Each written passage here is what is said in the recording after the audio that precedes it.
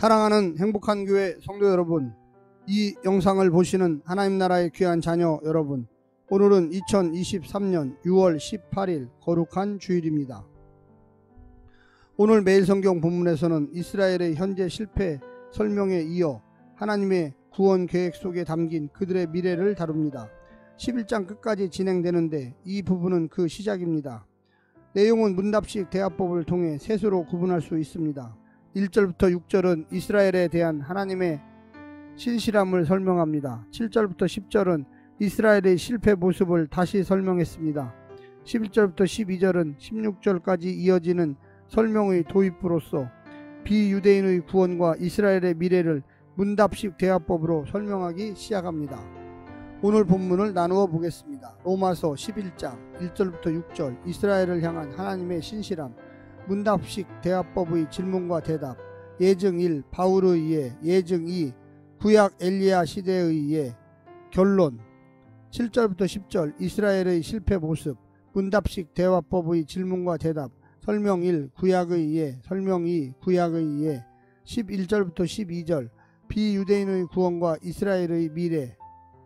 오늘 본문 로마서 11장 1절부터 12절 말씀을 듣고 다시 오겠습니다.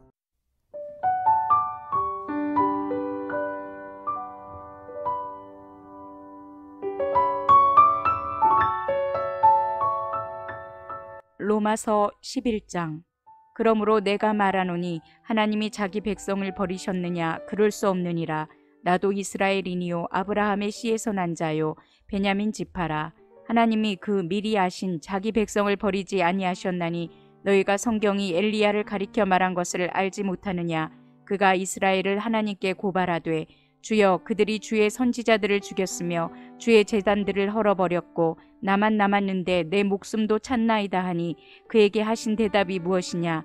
내가 나를 위하여 바알에게 무릎을 꿇지 아니한 사람 7,000명을 남겨두었다 하셨으니 그런즉 이와 같이 지금도 은혜로 택하심을 따라 남은 자가 있느니라. 만일 은혜로 된 것이면 행위로 말미암지 않음이니 그렇지 않으면 은혜가 은혜되지 못하느니라. 그런즉 어떠하냐? 이스라엘의 구하는 그것을 얻지 못하고 오직 택하심을 입은 자가 얻었고 그 남은 자들은 우둔하여졌느니라. 기록된 바 하나님이 오늘까지 그들에게 혼미한 심령과 보지 못할 눈과 듣지 못할 귀를 주셨다 함과 같으니라. 또 다윗이 이르되 그들의 밥상이 올무와 덫과 거치는 것과 보응이 되게 하시옵고 그들의 눈은 흐려 보지 못하고 그들의 등은 항상 굽게 하옵소서 하였느니라. 그러므로 내가 말하노니 그들이 넘어지기까지 실족하였느냐? 그럴 수 없느니라. 그들이 넘어짐으로 구원이 이방인에게 이르러 이스라엘로 시기나게 함이니라. 그들의 넘어짐이 세상의 풍성함이 되며 그들의 실패가 이방인의 풍성함이 되거든 하물며 그들의 충만함이리요.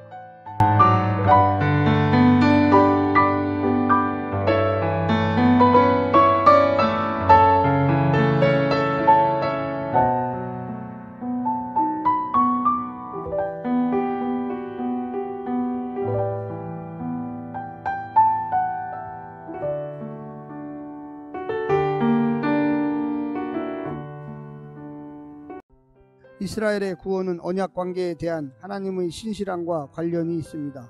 언약 관계를 맺으면 당사자 간의 의무가 발생하는데 하나님 편에서는 언약 백성을 사랑하고 관계에 신실해야 합니다. 비록 이스라엘이 언약 관계를 깨서 심판을 당하고 있지만 그분의 신실함은 여전히 유효합니다. 메시아를 통한 새 언약을 약속했고 예수님을 통해 성취했기 때문입니다. 비록 현재 이스라엘은 그분은 거절하고 있지만 하나님의 신실함이 그들에게 회복의 기회를 주실 것입니다. 오늘 본문을 네 부분으로 나누어 자세히 설명드리겠습니다. 첫 번째, 하나님이 버리신 적 없다. 하나님은 친히 언약을 맺으신 자기 백성 이스라엘을 먼저 버리신 적이 없습니다. 하나님의 말씀은 실패하지 않습니다.